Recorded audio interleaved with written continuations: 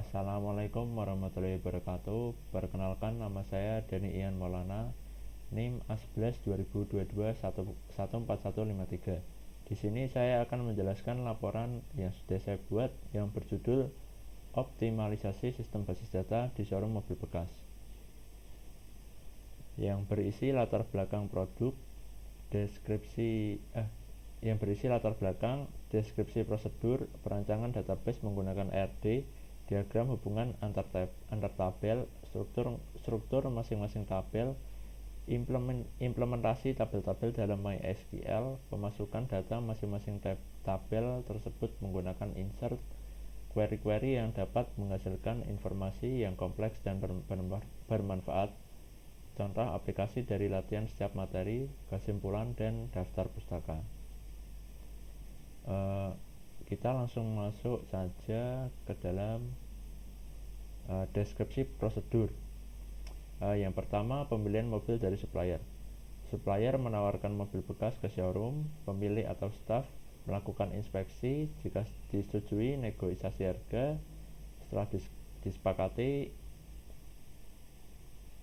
supplier mengisi form pembelian yang berisi ID pembeli, tanggal, ID mobil, ID supplier, harga beli, tahun produksi. Lalu setelah pembayaran dilakukan ke supplier, mobil ditambahkan ke inventaris showroom. Mohon maaf, tadi yang mengisi kita. Yang kedua, pendataan mobil. Setiap mobil yang dibeli dicatat dalam sistem atribut ID mobil, merek, model, tahun, harga beli, harga jual. Lalu selanjutnya proses penjualan mobil. Pembeli datang ke showroom atau menghubungi secara online, lalu staf showroom menunjukkan mobil yang tersedia sesuai kriteria. Jika pembeli tertarik, negosiasi. Setelah harga disepakati, form penjualan diisi dengan detail ID penjual, tanggal penjualan, ID mobil, ID pembeli, harga jual final. Pembeli melakukan pembayaran, lalu proses serah terima. Pendataan pembeli berisi ID pembeli, nama, alamat, nomor telepon. Lalu pencatatan transaksi jual beli. Setiap transaksi pembelian dan penjualan dicatat.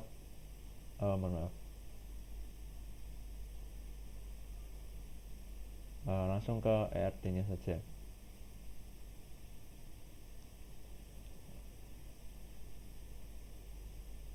Seperti tadi, supplier memasuk ke mobil.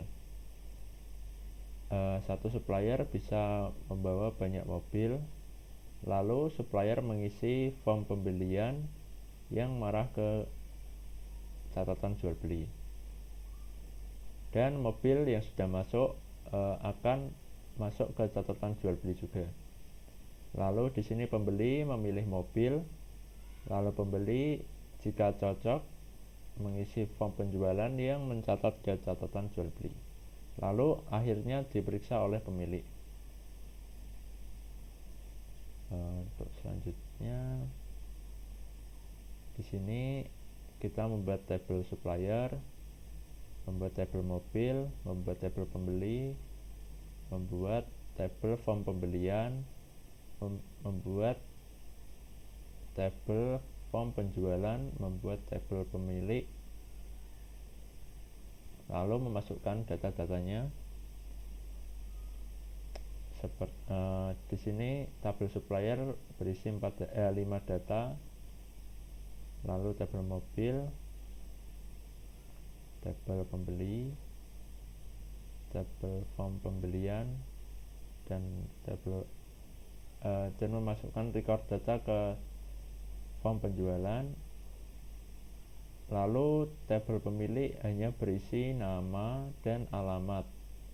Nama di sini dalam konteks nama showroom dan alamat showroom. Lalu selanjutnya query-query yang dapat menghasilkan informasi yang kompleks dan bermanfaat. Di sini saya membuat analisis performa penjualan per merek dan model yang menghasilkan output seperti ini. Di sini yang belum terjual Pajero Sport.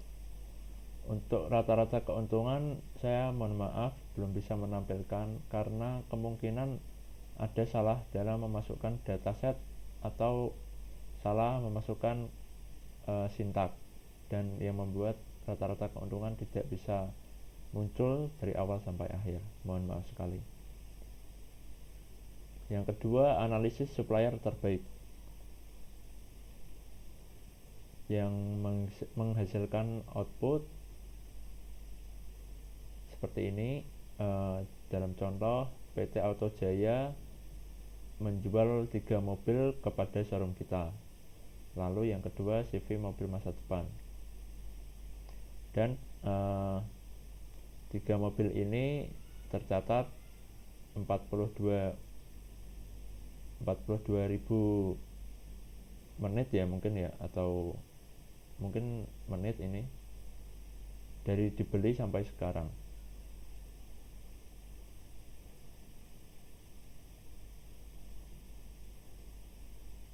Lalu laporan keuangan bulanan.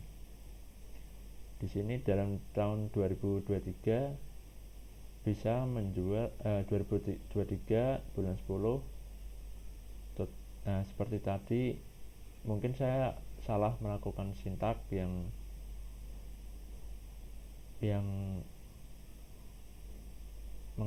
mengakibatkan seperti ini ya, profit tidak muncul dan angkanya tidak pas.